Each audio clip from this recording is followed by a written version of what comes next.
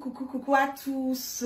Merci d'être connectés avec moi ce matin, ce soir. Ça dépend de votre position géographique. C'est la guêpe. Toujours un plaisir d'être avec vous et toujours un plaisir de partager mes directs et mes bâillements. Nous allons faire monter le mercure. Nous allons faire des cassements de papo. Nous allons faire des révélations. Donc, je vous prie de partager et de partager massivement ce direct parce que je le dis tout le temps que nous sommes en guerre de communication. Donc, rassurons-nous quelque part que les informations que nous partageons puissent véhiculer sans crainte et surtout sans peur. Qu'est-ce qui se passe en ce moment et à cet instant T au niveau de notre belle Afrique? Mais bien avant de commencer, je vais demander à tout un chacun de partager. Je vais donner quelques secondes, voilà, à tout un chacun de se connecter, de partager parce que c'est important que nous puissions faire les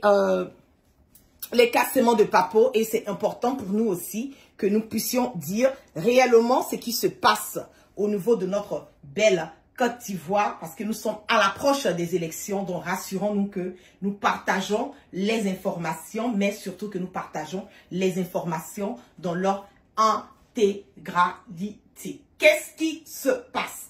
Hier, j'ai eu à faire un direct, j'ai eu à faire des révélations, j'ai eu à faire des cassements de papo où j'ai eu à parler, voilà, de Bion en disant que Bion était la personne qui était considérée par le RHDP étant le KKB bis des élections de 2025 à venir. Mais je me suis rendu compte que après mon direct, il y a certains membres, voilà, de Bion qui sont rentrés en contact avec moi, qui m'ont dit non, la guêpe, voilà, c'est pas vrai, Bion n'est pas ce genre de personne, Bion n'est pas quelqu'un, voilà, qui deal avec le RHDP, Bion c'est un homme honnête, Bion c'est comme ci, Bion c'est comme ça. Moi, je ne suis pas là réellement pour faire plaisir à quelqu'un. Je ne suis pas là pour rentrer dans les émotions. Je ne suis pas là pour chercher à embellir l'image de quelqu'un quand la personne n'est pas dans la vérité. Je le dis haut et fort, que ça soit clair, net et limpide dans la tête de tout un chacun que Bion est celui-là même que Alassane Dramane Ouattara veut utiliser pour pouvoir, comment on appelle, brigander son 4e mandat anti-constitutionnel qui risque encore malheureusement de faire couler le sang des Ivoiriens. Je vais vous montrer ici rapidement une vidéo que Ahmed Bakayoko a eu à faire dans le temps. Il a eu à parler de ça dans le temps, mais il y a beaucoup de personnes qui n'ont pas prêté attention sur ce qui concerne Bion. Les gens n'ont pas prêté attention parce que en ce moment, on se disait que oui, voilà, en bas, raconter des choses qui ne sont peut-être pas vraies et des choses qui ne sont pas réellement fondées. Mais nous le savons au fur et à mesure du temps que ce que Ambak disait est quelque chose de vrai. On va écouter. J'ai pas mon speaker, mais je vais mettre le volume. Est impliqué dans l'appel d'offres à travers Movis, parce que tout le monde sait que le groupe, c'est le groupe Sivom, mais ils ont inversé le nom. Quand vous inversez Sivom, ça fait Movis, c'est son frère qui est le DG. Je trouve que, de ce point de vue, ça me gêne. Ça me gêne, et d'autant plus qu'il a la responsabilité de nous aider à régler ces questions de chacun de vie. Parce que le groupe familial de M. Bion a des positions dominantes dans bien des secteurs, dans bien des filières de l'économie. Vous prenez le sucre, vous prenez l'huile, mais qu'il fasse quelque chose. Est-ce que vous irez jusqu'à dire, comme quelqu'un, ministre, ça ferme sa gueule ou ça démissionne? Non, je ne dirais pas ça. Mais ce que je dis, c'est que c'est un peu de cohérence. Vous ne pouvez pas être ministre du gouvernement et opposant au gouvernement. Vous ne pouvez pas être membre de l'équipe et jouer contre l'équipe. Ça ne fait pas bien. Ensuite, vous ne pouvez pas, dans son cas, hein, et ce qui porte beaucoup de contradictions, être candidat militant du PDCI, candidat du RDR au régional, après, il dit qu'il revient au PDCI. Je pense que, tel conseil, hein, il devrait lui-même tirer les conséquences de toutes ces contradictions. Ça donnerait plus de lisibilité à ce qu'il veut faire, à son action, à son agenda. Ça simplifierait les choses, ça donnerait plus de cohérence. Il lui appartient. Parce qu'aujourd'hui, c'est quoi le piège? On voit bien sur les forums. Si c'est le gouvernement, je ne sais pas, moi je ne sais pas moi qui décide des choses là. Moi je parle franchement. Parce que vous m'avez posé la question, franchement, et lui-même nous a montré que la liberté de parole, c'est pas mal.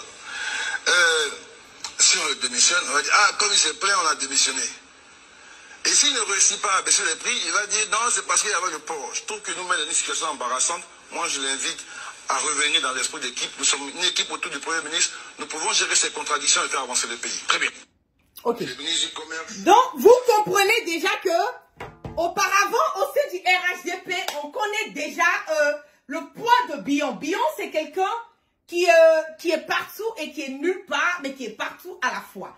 Bion, il est au RHDP, Bion, il est au PDCI, après il est fâché, il repart au RHDP, après il repart au PDCI. C'est que c'est pas quelqu'un de consistant, c'est pas quelqu'un sur qui nous pouvons compter, c'est pas quelqu'un sur qui, voilà, les Ivoiriens peuvent compter. Donc, ce qui concerne Bion, je vous prie d'arrêter de vouloir attaquer la guêpe sur ça, sinon je risque de faire des cassements de papeaux, vraiment à un certain level concernant Bion que vous n'arriverez pas à vous en sortir. Parce que j'en sais beaucoup. J'en sais et j'en sais beaucoup sur Bion. Nous allons parler récemment, je ne vais même pas rentrer dans les détails, mais allez dire aux partisans de Bion que la guêpe dit que il y a un moment j'ai eu à faire un post sur le colonel Ramatou Bitogo des douanes, qui est la sœur de Adama Bitogo.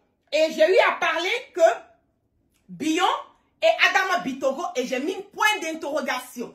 Qu'est-ce qui se passe?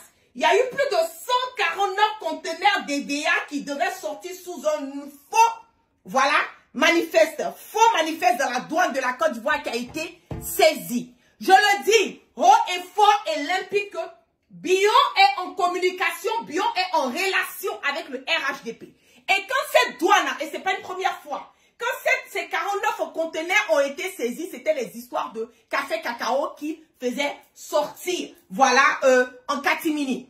Mais quand on a saisi les conteneurs, à qui on a appelé? C'est Photocopie qui a été appelé.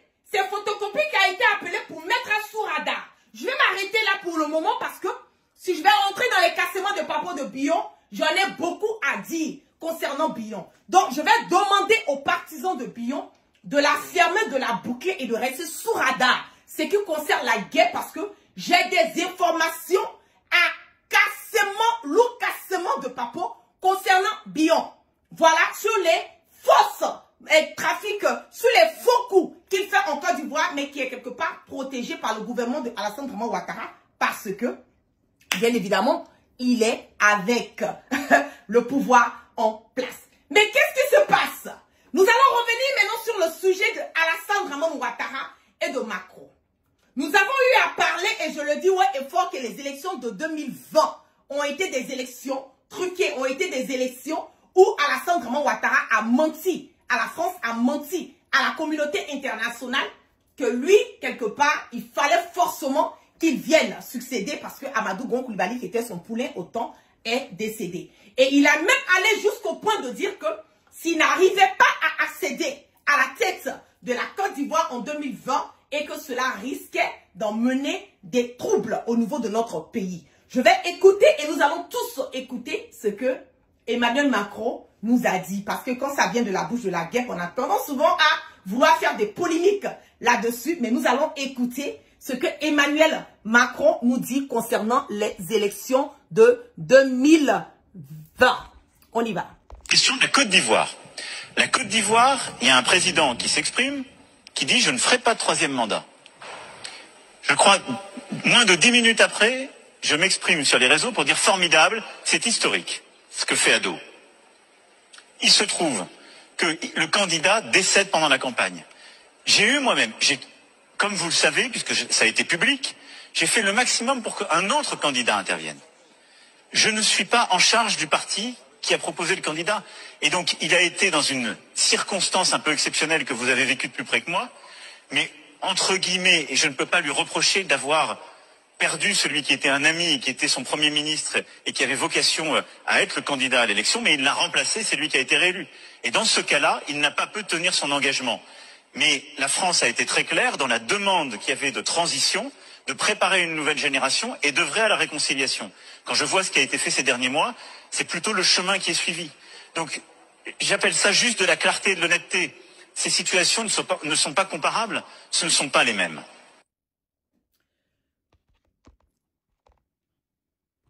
Donc, je pense que vous avez tous entendu ce que Emmanuel a eu à dire que les raisons pour lesquelles Alassane Draman Ouattara s'est présenté en 2020, c'est parce que Amadou Gon Coulibaly est décédé. Ce qui est quelque part, je peux même dire, une injure pour les partisans du RHDP, parce que on ne peut pas être dans un parti politique et avoir seulement le focus qui est bloqué sur un seul partisan. Est-ce à dire que si Alassane Draman Ouattara demain encore décide de mettre quelqu'un à la tête de la Côte d'Ivoire et que cette personne décède, cela veut dire que Alassane Draman Ouattara doit encore revenir s'imposer? Est-ce que c'est ce que cela veut dire? La vraie raison avec Alassane Draman Ouattara, c'est que Ouattara a mis Amadou Gon Coulibaly parce que Ouattara savait très bien qu'Amadou Gon Coulibaly avait un état de santé qui n'était pas propice. Un état de santé qui ne pouvait pas l'emmener à gérer la Côte d'Ivoire pendant un certain moment. Il savait très bien que la maladie que Amadou Gon Coulibaly avait est une maladie, un problème de cœur et qu'il avait un pacemaker. Et généralement, c'est pas la guerre qui le dit, vous pouvez aller regarder les scientifiques, les docteurs, tous ceux qui sont dans le côté sur le volet cardiologie, disent que un pacemaker ne peut pas dépasser généralement une durée de 10 ans. Si tu as trop fait, peut-être 12 ans, 13 ans. Et Amadou Gon Coulibaly savait qu'il était quelque part condamné et qu'il ne restait qu'une question de temps, voilà, pour que son problème de cœur puisse déclencher. Et quand ça lui a déclenché, Ouattara savait très bien que il y avait 50% de chances que Amadou Gon Coulibaly ne puisse pas, voilà, survivre cette opération. Bah, la grâce de Dieu, il a pu suivre cette opération, mais à cause de la méchanceté de Ouattara, à cause des intérêts, comment on appelle, personnels de Ouattara, malgré le fait que les médecins de Amadou Gon Coulibaly ont dit qu'il n'était pas, comment on le dit, vraiment bien, voilà, il n'était pas prêt à retrouver la Côte d'Ivoire parce que il était dans un état de santé vraiment qui était très critique. Il fallait le temps pour pouvoir se remettre, il fallait le temps pour Amadou Gon Coulibaly pour pouvoir se retrouver et il fallait le temps pour Amadou Gon Coulibaly, pardon, pour pouvoir vraiment se soigner. Mais comme la guerre avait fait le cassement de Papo, qu'Amadou Gon Coulibaly se trouvait dans un hôpital, pardon, et que son état de santé n'était pas bon, ils ont voulu montrer aux Ivoiriens que la guerre ne disait pas la vérité, Chrissy Api ne disait pas la vérité, ou toutes les personnes qui avaient parlé, voilà, en ce temps, sur ce sujet ne disaient pas la vérité. Donc c'était une occasion pour eux de faire revenir Amadou Gon Coulibaly. Malheureusement, Amadou Gon Coulibaly est revenu même pas une semaine. Pendant leur conseil de ministre, Amadou Gon Coulibaly a cassé la pipe. Que Dieu, voilà, pardonne ses péchés. Mais je le dis, haut et fort, clair et limpide que Ouattara a toujours des plans machiavéliques qui sont toujours mis dans position pour pouvoir créer la zizanie, le bordel au niveau de la Côte d'Ivoire. Qu'est-ce qui se passe? Qu'est-ce qui s'est réellement passé?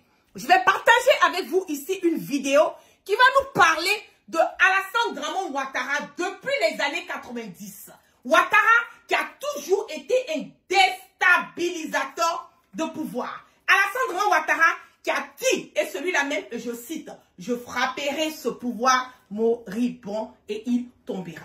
Il a frappé tous les pouvoirs. Il a été celui-là même qui a voulu, en 90, comme en 92, à la mort du président Feu Félix Houphouët-Boigny, brigander la constitution de notre pays. La constitution qui est le noyau, qui est le cerveau de tout État.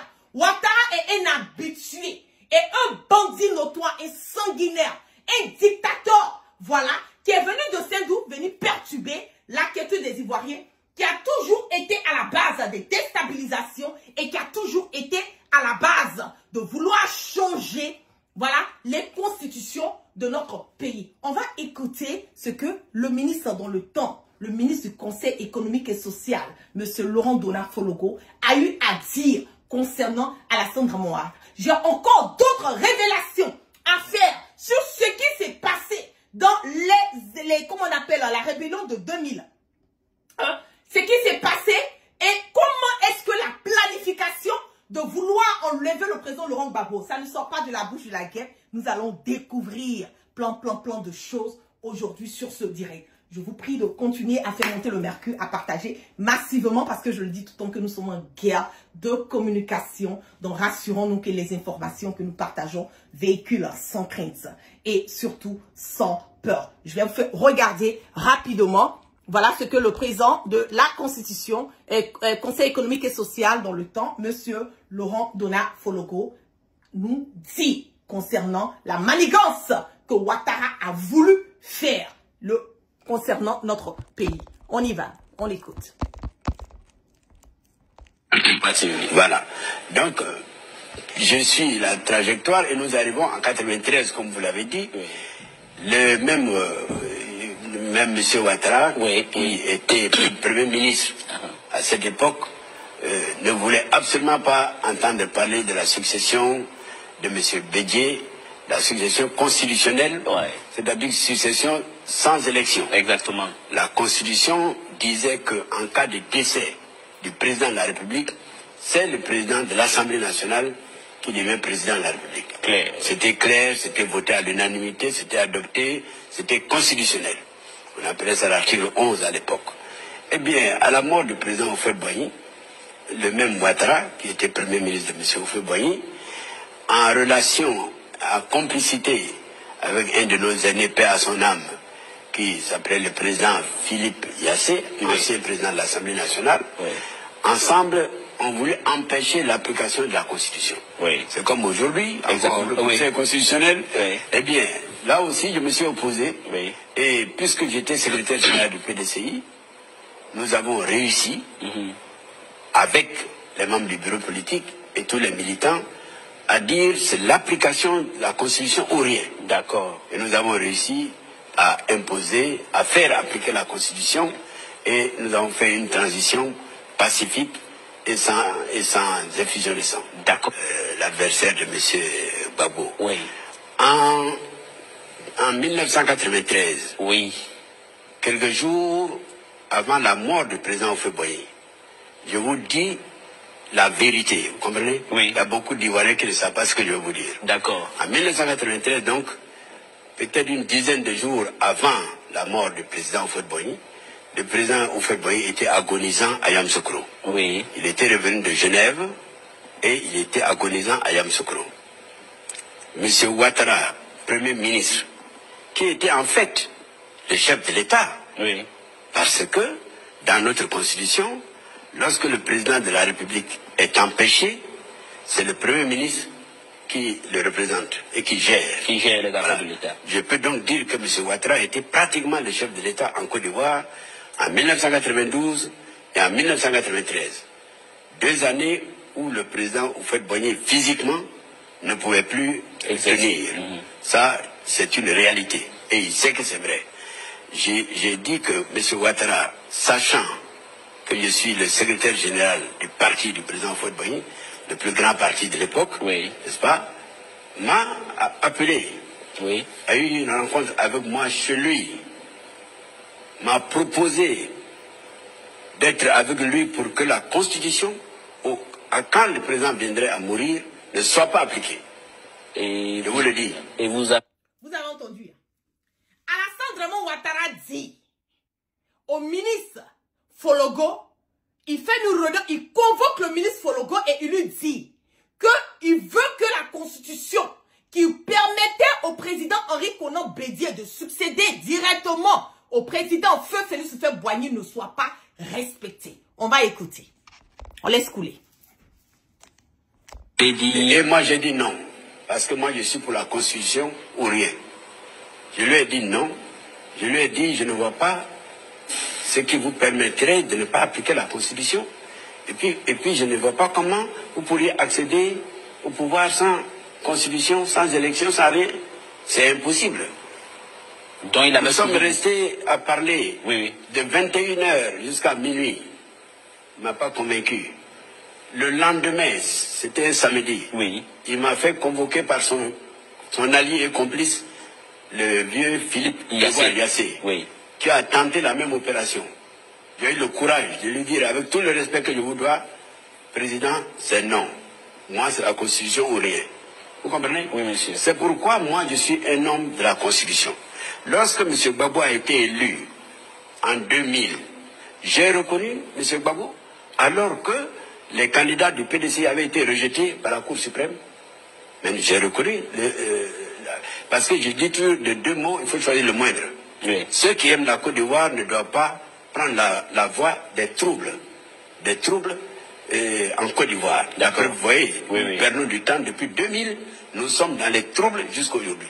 On n'a jamais voulu laisser M. Gbagbo gouverner correctement et conformément à la Constitution notre pays. Eh bien, j'ai reconnu le régime en 2000.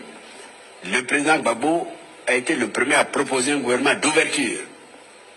Le PDCI que je dirigeais a eu 4 ministres. On a proposé 7 ministres à M. Ouattara, il a refusé. Alors vous voyez, donc, un monsieur comme ça, aujourd'hui, qui a refusé la coopération en l'an 2000, parce qu'il n'était pas élu président de la République, parce que sa candidature avait été rejetée.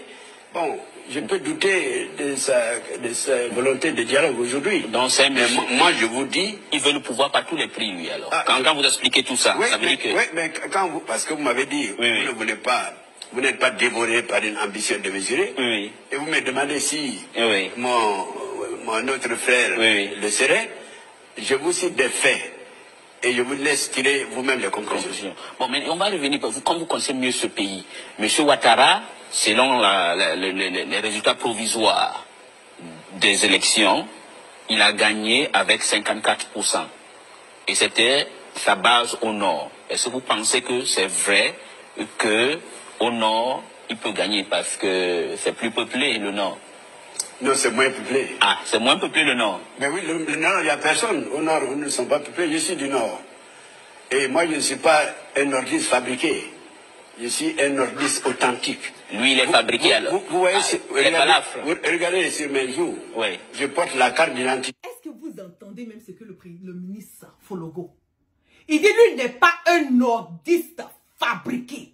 Lui, il est un nordiste authentique. Cela revient à nous dire encore que non, le CAO est fort que Alassane Ouattara n'est pas un Ivoirien, n'est pas un nordiste. Il n'est pas un nordiste. Vous avez entendu? Ils ont tout fait pour éliminer le ministre Fologo. Tout fait. On écoute. Du nord, de la région dont je suis. Donc ça ne se discute pas. Mais dans lui, il est discutable alors? Je ne sais pas. S'il est discutable, on a clos ce dossier-là. D'accord. Voilà. Mais ce qui n'est pas clos, c'est qui a gagné les élections. Moi, je vous dis, les 54% dont vous parlez, moi, je ne les reconnais pas et je ne les connais pas. Cette affaire est un coup monté, grotesque et même vraiment inintelligent. Moi, je trouve ça vraiment inintelligent. Donc, vous pensez que la France voulait organiser un coup d'État chez vous, constitutionnel, un coup d'État sans armes? Mais moi, pas seulement, je ne crois pas, je suis sûr. Je suis sûr. J'ai dit, pour moi, avant même les élections, M. Sarkozy, le président de la République française, avait décidé qui serait président de la République en Côte d'Ivoire. Depuis l'élection de M. Gbagbo en Côte d'Ivoire, les autorités françaises ne l'ont jamais accepté. Mais pourquoi expliquez-vous cela? M. Gbagbo, à moins que je me trompe, son papa a été un militaire français, si on ne sait pas. Il est proche, il est francophone, il est francophile. Il est membre du International Socialist. Pourquoi les Français ont cette haine ou ne veulent pas de M. Gbagbo? Parce que M. Gbagbo est un président africain qui ne ressemble pas aux autres. C'est comme si vous me demandez pourquoi on a tué Lumumba, pourquoi on a tué Sankara, pourquoi on a mis en quarantaine le président Sékou Touré pendant des années, pourquoi, etc., ou Nyombe, tous ces gens-là. J'ai dit que M. Gbagbo fait partie de la race de ces personnalités africaines qu'on a tuées. Peut-être ils sont arrivés trop tôt. On les a tués plus rapidement. Mais M. Gbagbo est un peu de cette famille-là. Personne n'avait pensé que la Côte d'Ivoire, qui était considérée comme un peu la fille de la France, avec le président Houphouët-Boigny, même avec son successeur, où la France est à son aise, comme un poisson dans l'eau, personne n'avait imaginé qu'il sortirait un jour ici, un Ivoirien, pour dire nous voulons être souverains. Nous voulons être responsables de nos affaires. Monsieur le Président. Donc, M. Gbagbo n'était pas le président attendu. À la France. Est-ce que M. Houphouët-Boigny n'a pas un peu contribué à ça? Parce que vous le savez très bien, il était la fille de la France et tout. Et M. Houphouët-Boigny a contribué à faire peut-être des coups pour la France ici. Peut-être les Français se sont dit que tous les Ivoiriens sont comme ça, ils sont cons. ils vont marcher comme on veut. Est-ce que ce n'est pas M. Houphouët-Boigny qui a contribué à faire ce genre à cause de ces gènes? Moi, j'ai travaillé près de 15 ans auprès du président Houphouët-Boigny. Oui. C'était un homme d'une extrême délicatesse, oui, et d'une extrême finesse. Oui, voilà. Il savait, oui, la vérité et avait adopté un comportement qui lui paraissait profitable à la Côte d'Ivoire. C'était son droit. D'accord. Mais il savait, il a dit de sa bouche, oui, je sais que mon indépendance n'est pas une vraie indépendance. Ah, il a dit ça de lui? Il a dit ça, je vous le dis, parce que je suis un de ses fidèles. D'accord. Voilà. Je connais, excusez-moi, oui, je ne suis pas modeste. Peut-être le président Houphouët-Boigny plus que, en tout cas plus que la majorité des Ivoiriens. Ça c'est vrai. Voilà. Oui. J'étais journaliste, oui, j'étais son journaliste. D'accord. Donc je sais de quoi je parle. Il a dit, je n'ai pas obtenu la vraie indépendance. C'est une indépendance nominale, une indépendance politique. La vraie indépendance viendra plus tard avec les jeunes. Et lorsque les jeunes seront formés. Et c'est les Laurent Gbagbo alors. Et capables de parler d'égal à égal. D'accord. Oui, je ne sais pas s'il pensait à Laurent Gbagbo, mais moi j'ai le sentiment que c'est Laurent Gbagbo. Donc vous avez entendu, hein, pour vous dire que Ouattara est un bandit. Un bandit notoire de tous les grands chemins. C'est pas maintenant qu'il a habitué à vouloir changer les constitutions pour s'imposer. Il a fait dans le temps et il va continuer à vouloir brigander. Tant que Alassane Draman Ouattara ne brigande pas la constitution de la Côte d'Ivoire, j'ai l'impression que c'est comme s'il y a quelque chose qui manquait en lui. Il faut forcément qu'il brigande. Il faut forcément qu'il change notre constitution pour pouvoir continuer à s'imposer et imposer les personnes qui sont autour de lui. On va écouter encore ce que Ben Soumaoro a eu à dire concernant Ouattara. Ce qui même lui a coûté la vie, pareil que Foloko. Des messages, des paroles fortes à vous couper le souffle. On écoute. Je vais dire une chose aux Djoula. Ils ne savent pas qui est Alassane. D'abord, ils ne le connaissent même pas. La plupart d'entre eux ne l'ont jamais vu. Ils ne savent pas d'où il vient. Si, ils savent d'où il vient. Mais ils ne veulent pas le dire. Ça. Je dis aux Djoula qu'il faut qu'ils observent Alassane un peu. Amarkoussi n'a pas parlé d'eux, mais ça je l'ai déjà dit. Il ne s'est pas soucié d'eux, ni de leur région. Ce qui l'intéresse, quelqu'un l'a dit à la radio récemment, ce sont les étrangers. Alassane Ouattara est le président des étrangers en Côte d'Ivoire. Mais pas des Djoula. Ils vont payer cher leur fidélité à cet homme.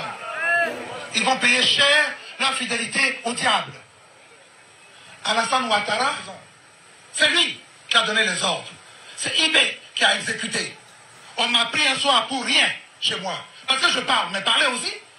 Est-ce que moi je vous mets en prison? On m'a jeté en prison, dans une prison militaire où j'ai trouvé Mangou. Pendant 10 jours, pour rien. Il a fait de même pour Foloko, sur qui les soldats ont fait pipi à Akwedo. Et tu viens aujourd'hui nous parler de réconciliation après avoir allumé une guerre dont on dit qu'il est le patron. Et je n'ai aucun doute là-dessus. Il y a des textes, il y a des films, il y a des témoignages, il y a des commissions d'enquête qui ont conclu. Même à l'ONU, ils savent que c'est lui le chef de la rébellion. Mais pourquoi Soro est comme ça, tantôt comme ça? Parce que simplement, quand il dit oui, le lendemain, Alassane l'appelle le soir pour lui dire mais tu es fou. Le lendemain, il dit non. Mais j'aimerais que mes amis prêtent un peu attention à ce que j'ai dit. Mes ennemis, je sais comment les traiter. C'est mes amis qui m'embarrassent. Sinon, le problème d'Alassane Ouattara serait réglé depuis longtemps. Oui, depuis longtemps. J'ai dit à Gbagbo Laurent, chaque fois que cet homme te sourit, il faut voir entre ses dents du sang. C'est le diable. Je le lui ai dit. Ne t'y trompe pas. Donc, vous voyez, il faut regarder cet homme comme le diable. Le traiter comme le diable. Si vous ne le faites pas, nous allons payer cher. Il est là, non? Regardons-le. Vous allez voir ce qu'il va faire. Cette guerre qui nous a amenés, nous a entraînés dans beaucoup de choses. Vous avez entendu, hein? Ouattara est un diable. Et il a dit haut et fort, clair et limpide. Il est là, non? Vous allez voir ce qu'il va faire. Ben Soumaoro n'est pas là aujourd'hui. Paix à son âme. Paix à l'âme de mon tonton Ben Soumaoro. Mais, est-ce que les Ivoiriens ne sont pas en train de lire l'heure? Sur réellement ce personnage diabolique, satanique comme Ouattara. Il n'y a pas quelqu'un qui a mené un combat pour Ouattara que Ouattara l'a épargné. Ça n'existe pas. Vous qui vous tuez pour Ouattara, là, il ne va jamais reconnaître le bienfait que vous allez lui faire. Soyez-en clairs. Tant qu'il peut vous utiliser là, il va vous sourire. Tant qu'il peut vous utiliser, il va faire normalement comme les choses sont supposées. Il va vous mettre en confiance, il va tout faire. Mais une fois que vous commencez à être une petite menace pour lui, ou bien il se rend compte que vous prenez une autorité, c'est que vous commence à vous regarder autrement par rapport à lui, il est prêt à vous éliminer. Il a fait pareil pour Ahmed Bakayoko. Il a fait pareil pour Ibé. Il a fait pareil pour Guillaume Soro. C'est ça qui est la vérité. Pareil pour Guillaume Soro. On va écouter ici ce que Guillaume Soro dit. Et si je suis en vie aujourd'hui, c'est grâce à Dieu. Parce que le jour où Alassane a détourné mon avion, personne ne le sait. Mais mon avion a atterri presque en crachant dans des îles du côté de l'Espagne. Alors, après ce que j'ai fait pour M. Ouattara, après la vie que j'ai consacrée pour M. Ouattara, c'est la façon dont on me remercie. Gbagbo même, que j'ai combattu avec armes, roquettes, a autorisé qu'on m'achète une maison, une seule maison à Abidjan. C'est cette maison que M. Ouattara vient de m'arracher. Alors donc, bon, je ne sais pas, poser la question à Ouattara, qu'est-ce que je lui ai fait? Merci. Vous avez entendu? Est-ce que ce que le leader générationnel Guillaume Soro vient de dire là, concernant le président Laurent Gbagbo là, est-ce qu'il peut dire plus que ça? Est-ce qu'il peut montrer sa reconnaissance au président Laurent Gbagbo plus que ça?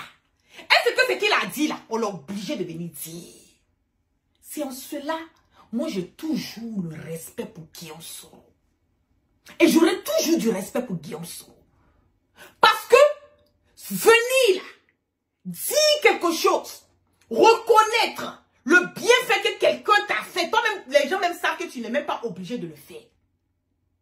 Ça emmène à comprendre que Guillaume Soro là, pendant la rébellion, il était jeune. Lui-même, il a été malmené. Moi-même, la DEP, là, est-ce que nous-mêmes qui sommes aujourd'hui, là, faites la remarque, hein, les personnes qui ne veulent pas de Ouattara, la plupart du temps, là, c'est ceux qui ont mené le combat pour Ouattara. Vous n'avez pas remarqué. Ceux qui ont mené le combat pour Ouattara, là, la plupart du temps, là, c'est nous, on ne veut pas de Ouattara. Parce qu'on a été là pour lui. On a cru qu'il était dans la vérité. On s'est trompé aujourd'hui, là. C'est notre conscience. Moi, je le dis, hein, moi, je parle de moi. Et moi, je n'ai pas honte de dire haut et fort que avoir soutenu Ouattara, là, ça a été l'erreur la plus grave de nos vies sur le volet politique. Ça a été une erreur. Je parle de moi, personnellement. On a tous soutenu Ouattara parce qu'on a cru que ce que Ouattara disait là, c'était la vérité. Si moi, la guerre, j'ai cru en Ouattara. Imaginez d'autres personnes.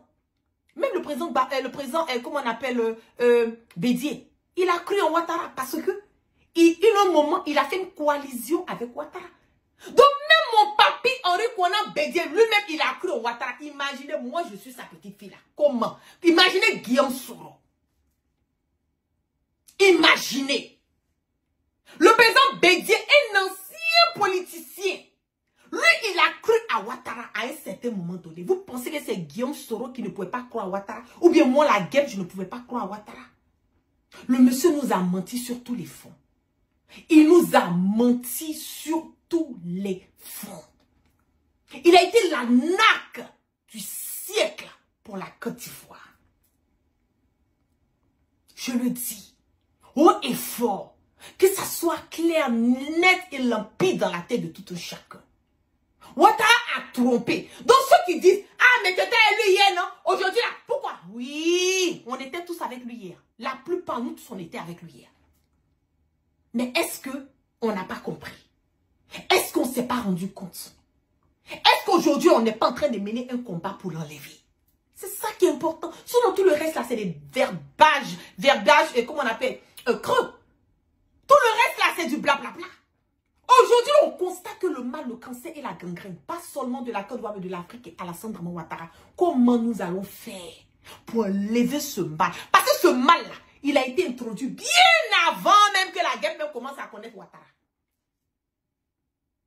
C'est ça qui est la vérité. Bien avant. Et le président Gbagbo l'a dit, vous me combattez pour quelqu'un que vous ne connaissez pas. Mais en ce moment, il y a un miel dans nos yeux. Il y a un beurre dans nos yeux. On n'entendait rien, on ne voyait rien. Mais aujourd'hui, là, on connaît la vérité. On voit la vérité. On sait ce que Guillaume Soro a sûrement traversé. Quand je vous dis Guillaume Soro était petit, mais un peu dans l'affaire, je vais vous faire écouter un reportage. J'ai dit, quand j'ai écouté ce que la personne a eu à dire, je me suis attrapé la tête. J'ai dit, mais Seigneur, même si Guillaume Soro, même à un moment, il disait qu'il allait désister, on allait finir avec lui. Hein. C'est clair. Parce qu'il fallait imposer Ouattara coûte que coûte, vaille que vaille. Il fallait l'imposer. Aujourd'hui, là, il est en train de tuer tous les fils dignes de notre pays. Se faisant croire, c'est un nordiste. On ne veut pas porter Boubou. Boubou, là même, on porte du temps. Nous, on fuit Boubou maintenant. Non, parce qu'il est musulman. Il n'y a pas plus grand dominant, un plus grand gnolet de whisky et puis manger de côtelettes de porc, plus que Ouattara. Il n'y en a pas. Il a joué sur la religion. Il a joué sur, comment on appelle, si les Tinis disent qu'il est nordiste. Et puis, les gens l'ont suivi. Bon, il est venu, nous a beurné. Il nous a pris, nous a mis dans la bouteille. Aujourd'hui, là, on est là. C'est que c'est la débande de partout. On va écouter. On va écouter ce reportage qui est très, très, très, très important. On va écouter. Crime que la France paye très cher. L'assassinat de Kadhafi en Libye et le coup d'État contre le président Laurent Gbagbo en Côte d'Ivoire. Les deux affaires sont remarquablement similaires. Pour résumer, dans les deux cas, un président français en exercice a sciemment utilisé la force militaire française contre un pouvoir légitime d'un État tiers pour imposer un régime plus favorable à des intérêts privés et, semblerait-il, également pour éliminer des preuves de financement occulte de campagnes électorales françaises. Et ce sont les populations, tant françaises que libyennes ou ivoiriennes, qui en paient le prix humain, financier, sécuritaire et démocratique. C'est le cadre général, tant en Libye qu'en Côte d'Ivoire. Sur le cas libyen, nous avons régulièrement sur ce même plateau détaillé les conséquences migratoires catastrophiques pour l'Europe et la France depuis que le verrou libyen a été brisé. Nicolas Sarkozy devra en répondre devant la justice, pour l'instant du seul volet financier qui a conduit à l'assassinat du leader libyen avec la complicité des services secrets français, mais il devra également rendre compte tôt ou tard avec le fauteur de guerre BHL des conséquences mortifères pour le peuple libyen et pour l'Europe. Ces deux hommes ont du sang sur les mains et quel que soit leur caste, ils devront rendre des comptes. Le cas de Laurent Gbagbo est lui aussi exemplaire. Il est socialiste, mais il est surtout francophile, historien, écrivain, catholique, patriote et n'appartient à aucune loge franc-maçonne. Ce qu'il désire plus que tout, c'est que la Côte d'Ivoire se libère de la France-Afrique que nous avons dénoncée dans notre dernière édition.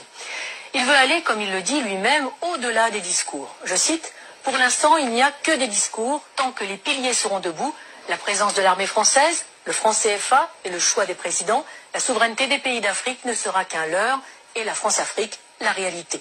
C'est un anachronisme, un scandale tellement énorme, cette dépendance. » Fin de citation. Il va vite devenir l'homme à abattre, d'autant qu'il n'est pas prompt à accepter les exigences de Villepin ou de Chirac qui attendaient, selon ses propos, des valises de billets et pas des valises de francs CFA. Longtemps opposant à Félix Houphouët-Boigny, emprisonné pour cela par le Premier ministre de l'époque, un certain Ouattara, qui est désormais l'actuel président, il est élu à la présidence de la République de Côte d'Ivoire en 2000 face à Robert Guéhi. Dès lors, la France n'aura de cesse de lui faire quitter le pouvoir de gré ou de force. Dès 2002, il doit faire face à une tentative de coup d'État par des éléments armés par le Burkina Faso. Non seulement la France ne le prévient pas de l'attaque, comme Laurent Gbagbo le dira plus tard, bien sûr qu'ils ne m'ont pas prévenu puisqu'ils étaient dans le coup. Mais Michel Alliot-Marie, alors ministre de la Défense de Chirac, refuse de faire jouer les accords de défense pourtant imposés à l'indépendance en 1960 par Paris. C'est une affaire ivoiro-ivoirienne, dira-t-elle. Henri Emmanuelli, ancien président PS de l'Assemblée nationale, expliquera cette trahison par cette sentence, je cite, « Laurent Gbagbo a eu depuis le début un souci, faire de la Côte d'Ivoire un pays indépendant. C'est cela qui ne lui a pas été pardonné. » Pour Laurent Gbagbo, ce coup d'État est la conséquence directe d'une loi sur l'assurance maladie qu'il a fait voter. Une loi destinée à mettre en place 2 caisses, une pour les paysans, une pour tous les autres travailleurs, financée par les bénéfices du cacao, du café, de l'EVA, mais aussi des mines de diamants et d'or. Les compagnies de la France-Afrique y voient une menace trop grande pour leur marge. Le coup d'État est donc lancé. La moitié nord du pays sera depuis cette date sous la domination de bandes de pillards et de rebelles. L'immigration de dizaines de milliers d'étrangers et la distribution de cartes d'électeurs visent à fausser le vote des Ivoiriens et à faire main basse sur le sud, Eldorado agricole et minier de l'Afrique. 30% de la population ivoirienne est, selon les dernières estimations, d'origine étrangère. En 2010, lors de l'élection présidentielle à Bouaké, fief de la rébellion et de Ouattara, on relèvera 250 000 votes exprimés pour 150 000 électeurs inscrits. Mais les événements ne vont pas assez vite. Pire, le régime légal de Laurent Gbagbo tient bon et avance vers la modernité. Décentralisation, création de conseils généraux qui s'attellent à la construction de lycées, de dispensaires, de routes. Les succès du Sud, sous le contrôle du pouvoir légal d'Abidjan, font rêver les Ivoiriens de la partie nord qui subissent les pillages et l'arbitraire des rebelles qui soutiennent Ouattara. Laurent Gbagbo est de plus en plus populaire. Si Laurent Gbagbo n'est pas dupe, il confiera depuis sa cellule à La Haye, je cite, « Pour anticiper les coupes d'État, il me suffisait de suivre les cours du cacao ».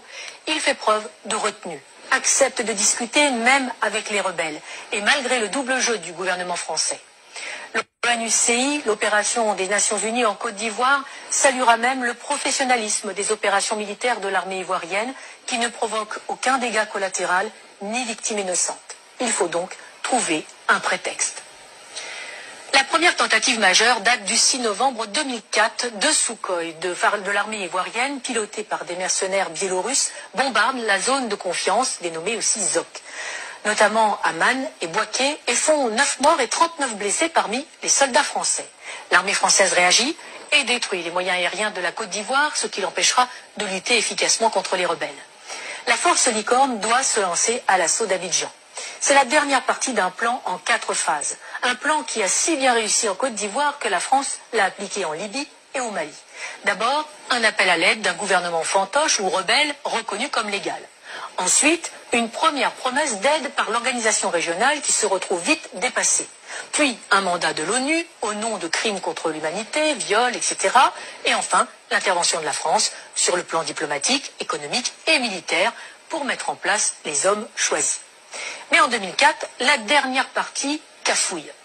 Des informations révélées par Wikileaks et des enquêtes de presse suggèrent une manipulation visant à justifier une action militaire contre Gbagbo. En 2016, la juge d'instruction française Sabine Kéris demande le renvoi devant la Cour de justice de la République, la CJR, des anciens ministres Dominique de Villepin, Michel Alliot-Marie et Michel Barnier, suspectés d'avoir permis l'exfiltration des mercenaires responsables de l'attaque contre les forces françaises. Pour Laurent Gbagbo, les services secrets français ont retourné son chef d'état-major, Mathias Doué, pour une attaque sous faux drapeau afin de légitimer la réaction française. Le parquet général près la Cour de cassation a indiqué n'avoir pas saisi à ce stade la commission des requêtes de la CJR. En 2011, alors que Laurent Gbagbo a remporté les élections de 2010, malgré les quelques 450 000 électeurs fantômes rajoutés dans le Nord, Ouattara et ses amis français décident de forcer les urnes. Ils contestent les élections, mais refusent de recompter les bulletins, qui sont détruits. Curieusement, le premier décompte avait été confié à une société française dont le directeur recevra un contrat de plus de 152 millions d'euros par le gouvernement Ouattara. Le 11 avril 2011, après 10 jours de combats à Abidjan et de bombardement de la résidence présidentielle par les forces spéciales françaises de la Force Licorne et l'ONUCI, Laurent Gbagbo est arrêté en compagnie de son épouse Simone par les forces françaises. Ce n'est pas la fin des morts. Des centaines de civils seront arrêtés, torturés et exécutés par les complices de Sarkozy. La famille de Laurent Gbagbo, les militants, les ministres, les professeurs, des fonctionnaires. Autre victime de cet assaut, sans doute l'une des plus belles bibliothèques de livres classiques français de toute l'Afrique, seule richesse reconnue de Laurent Gbagbo et qui sera détruite par les bombes incendiaires françaises, tout un symbole. On peut se douter que les nouveaux maîtres de la Côte d'Ivoire ont mis le pays et les industries en coupe réglée. À commencer par Alassane Ouattara, l'ami intime de Nicolas Sarkozy, de Laurent Fabius et de Martin Bouygues, et aussi, aux surprises, de Georges Soros. Le moindre coupeur de route et assassin du Nord est devenu qui préfet, qui commandant de police, qui chef des armées ou président de l'Assemblée nationale. Les compétences comptent peu, c'est le nombre de fusils à disposition qui prime tout. Mais parlons des Français. Claude Guéant, l'ancien ministre de l'Intérieur et secrétaire général de l'Élysée de Nicolas Sarkozy, a installé une antenne de son cabinet d'avocats à Abidjan, où il fait des allers-retours fréquents pour développer ses affaires et celles de son gendre, Jean-Charles Charqui, devenu conseiller d'Alassane Ouattara. L'ancien ambassadeur de France au moment du putsch est devenu consultant et passe sa vie dans l'ombre de Ouattara. Les chefs militaires de l'opération Licorne sont devenus consultants et se sont vus confier la juteuse modernisation de l'armée ivoirienne. Il ne faut pas non plus oublier les fameuses annulations des dettes africaines. Ces dettes ne sont pas annulées, elles sont en fait privatisées. Les sommes dues et qui ont été payées par les contribuables français sont finalement payées à des entreprises privées du pays créancier pour réaliser des travaux dans le pays créditeur. Travaux largement surfacturés, le plus souvent, les contribuables français sont volés de leur remboursement, les Africains spoliés de leurs investissements. Et généralement, les entreprises favorisées sont dirigées par de grands amis des présidents et ministres en place en France. Ils ne peuvent quand même pas exécuter Laurent Gbagbo, bien qu'un procès en Côte d'Ivoire, oui, mais sans lui, car il est trop populaire. À la Cour pénale internationale, ce sera mieux, surtout qu'elle est le parfait outil de justice des vainqueurs. Externalisé donc à La Haye pour un procès à charge et unique, le procureur a à sa disposition un budget de plus de 28 millions d'euros. La défense, 76 000 euros. L'une des principales sources d'accusation est l'association Human Rights Watch, qui est entièrement financée par Soros, ami de Ouattara. Malgré ça, par 2 fois, en 2016 et en 2018, le tribunal ne peut que constater l'absence totale de preuves dans le dossier du procureur. Aucun élément de preuve, aucun témoin fiable.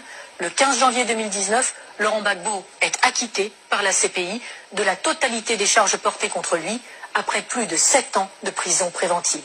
Il reste cependant en résidence surveillée en Europe. La Belgique lui offre l'asile. Le temps, paraît-il, pour que le procureur puisse faire appel sur de nouvelles bases.